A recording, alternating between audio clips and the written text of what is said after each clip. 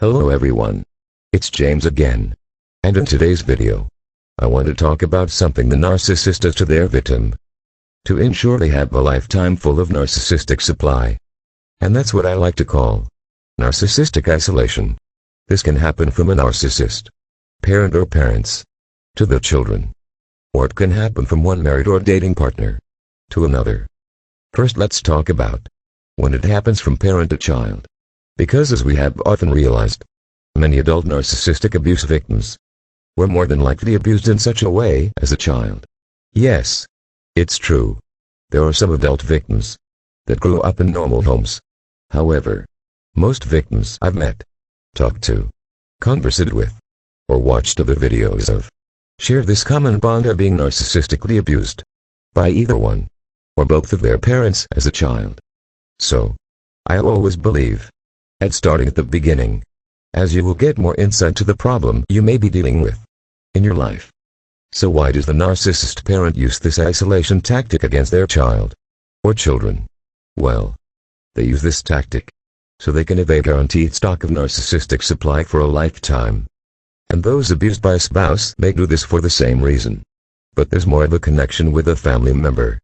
Because a family member knows you will have a hard time going no contact because they are your family. And they use this fact against you. They use the fact of being related by blood to their advantage. So you won't go no contact with them, thus keeping them in your life forever. As opposed to finally getting fed up with a wife or husband, getting a divorce never to see them again. This narcissistic supply is the energy that keeps this narcissist parent going. It keeps their left foot moving in front of their right foot. Especially in their old age. They thrive on the pain it causes, and need this energy coming their way at all times. This is why they use their kids and isolate them for such a resource. So what kind of tactics does this narcissist parent do? When narcissistically isolating their child, they will find ways to constantly embarrass their child, to the point where this child will shy away from bringing friends over to the house, and then finally get to the point of not making friends at all. First, let me backtrack a moment. Many narcissists and borderlines have other personality disorders that overlap their NPD or their BPD, and some of the main ones are histrionic and obsessive-compulsive. And those that are obsessive-compulsive might become a chronic hoarder, to the point where the house in itself is a complete embarrassment. Well, this narcissist parent or parents are doing such a thing for two reasons. Number one, the disorder dictates this behavior takes place. Meaning they are so sick, they can't help themselves. Their OCD is so strong, they just can't stop. And if their compulsion is hoarding, their house will be full of junk and garbage as a direct result of this disorder and compulsion. The second reason is they know this home environment will be completely embarrassing to their children. And if this young child tries to naively have a normal life, just like their friends at school, they are constantly finding themselves in one embarrassing situation after another because of their home environment. And these narcissistic parents love this fact. Their young child is sticking their neck out there, trying to be normal, because they know failure will soon come. And that failure for their child will be easily converted into a narcissistic supply for the parents. Then as time goes on, the child gives up, because they realize they are made fun of because of their home situation by their peers. And they know every time they attempt to have a friend it backfires on them and their home environment. And the actions of their parent or parents causes them to lose this new friend. So they stop trying, and they withdraw from life. And now all they have is their toxic parent or parents. And they are used to run their parent or parents' errands, and to serve their every need and whim. And they're to be drained of their life energy over and over again. The other thing these narcissistic parents do to isolate their children is if they have a histrionic trait, they will usually say really horribly embarrassing things in public, around other parents, or around the young child's friends, which will of course get repeated the following day at school by their friends. These narcissistic parents might also play the nice approach, baking cookies and cakes, or taking all the kids to the local fast food place, giving their child a false sense of security, as if their parent has turned over a new leaf. The look of joy on this child's face is priceless. But soon enough, this look on their face will be replaced with pain. Because what will happen once this parent gains the trust of all their child's friends? As the so-called cool parent, they will begin the start to smear campaign we've often talked about on this channel. Against their own child. Via their child's friends. They will drop little hints here and there. That you are somehow not appreciative of them. Or you can be a difficult child. They might put a little truth mixed in there. So their jabs and digs at your character are believed by your best friends. They find a way to weasel their way into any friendship or relationship you might have. To not only destroy it, but find a way to turn that person against you. And by doing so, they are gaining supply at that very moment. But they are further isolating you. So you won't have any other like waiting for you. Except the one the narcissist chooses for you. This narcissist parent, if you by chance meet a new friend, will try to weasel their way into not only your friendship, but with your friend's parents. Again, they might start with a nice approach and then start the smear campaign shortly after. Or if they're histrionic, they might say really crazy, off-the-wall things in front of your friend's parents, causing these people to inform their child they can't hang out with you, nor can they come over to your home again. The other thing these narcissists like to do is ruin your special days as a child, such as birthdays, dates, dances, and formals. Another YouTuber named Sky Smith mentioned in her video, narcissists can't stand your happiness. How she had a special event she was going to attend, and how her mother tried to sabotage this event. That all surrounded around a dress she was to wear, and how her mother was trying to use this dress as a way to embarrass her. I've talked about this once before in my response video to her. I will see if I can put both links in the description box below. But this kind of thing is common for the narcissist parent or parents to do, because it's done to gain supply right then and there. Plus they do hate to see you happy. Thus they always have to knock you down a notch for them to get their supply. But also, it's done to isolate you. Because the less friends you have, and less of a normal life you lead, the easier it is for them to brainwash you to live by their rules and serve their needs until they are dead. Because that's the narcissist end goal for their children. And that's to use their children as supply until this narcissist parent draws their last breath of air. You will see narcissist parents try to gain their child's trust around special events, such as telling their son they went and bought them a nice flower. You know the kind that young man will pin on his date when going to a formal dance. The young man is all excited and happy, and they'd feel their narcissist parent has changed. And then your parent or parents come out with a fake flower from the 99-cent store and presents it like it's the Hope Diamond. And the look on you and your date's face is that of embarrassment. And by having such events take place over and over again, it becomes hard to make and keep friends. And their tactic is starting to work. You are becoming isolated and cornered like a rat. And sadly this is where the cycle repeats itself.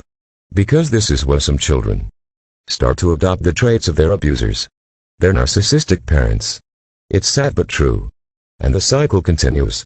It just goes on and on. You see, I started with a narcissist parent first.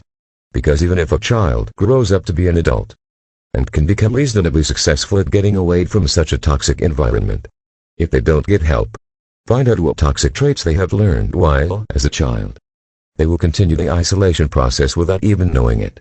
You see, this is why I often tell victims to fix yourself. And when I mean to fix yourself, I literally mean to fix yourself from the ground floor up. Because oftentimes, if not most of the times, if you grew up with a narcissist parent or parents, I will almost guarantee you will have a personality trait, a tick in your personality, or a behavior that you are doing without knowing it, that others that are normal deem to be strange or odd. And the reason for this is, look at who you were raised by. You were raised by mentally sick manipulators that taught you nothing but lies. And though your heart is in the right place, and though over time you are able to understand your parent or parents were under crazy, doesn't discount from the fact you have serious work to do on your own personality. Because sadly it's almost impossible to live in such a situation and not have something, even if it's small, rub off on you. No, I'm not saying narcissistic traits, but maybe a way of dealing with such things. Or maybe not having a filter or boundaries with your information. Or sometimes being a little outward in a social situation. Or acting very socially awkward. And you might be compulsive about certain things that others in the world deem as odd and strange. And by doing such things, you are just carrying out the agenda your narcissist parent or parent set for you from the very start. And that's to isolate you. And this can be one of the reasons why children that go no contact reinstate contact with their parents. Because they are unable to forge and create a normal life for themselves. And then reach back out to their abuser. Because they don't have anyone else. This is why it's important to understand that you may not be a narcissist like your parent or parents. You might have strange personality traits as a result of your upbringing that could affect your ability to make and keep normal friends. All of this can be happening without you even knowing it.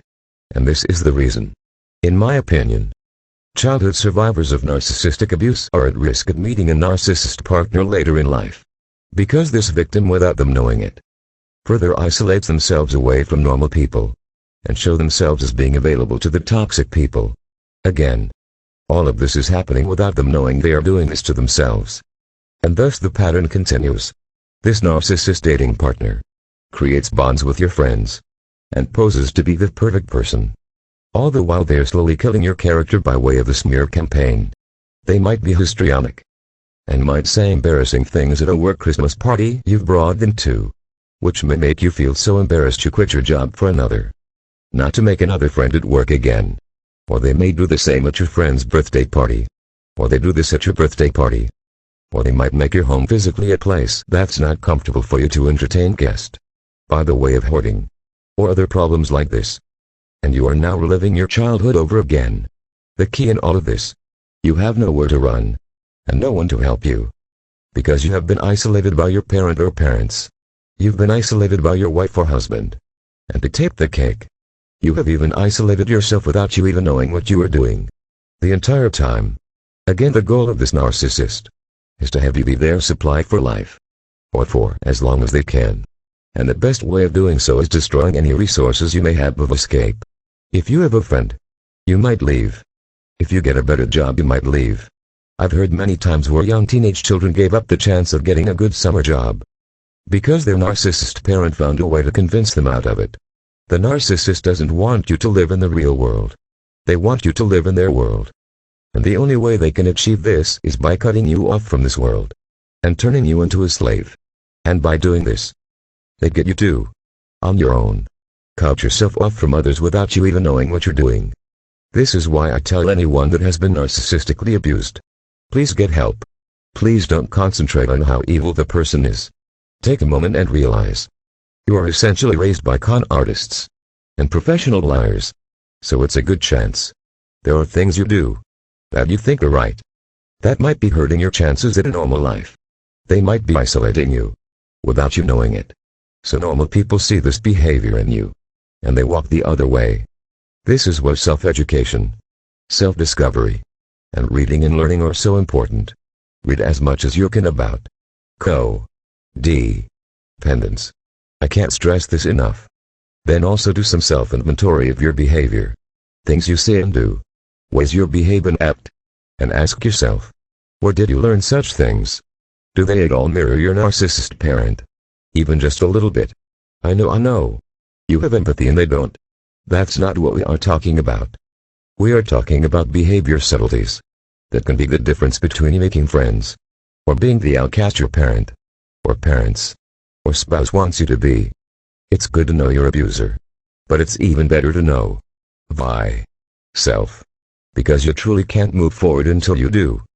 Like I always say, knowledge is power. The more we know, the more we can live happy and healthy lives. Until next time, bye for now, and be good to yourself.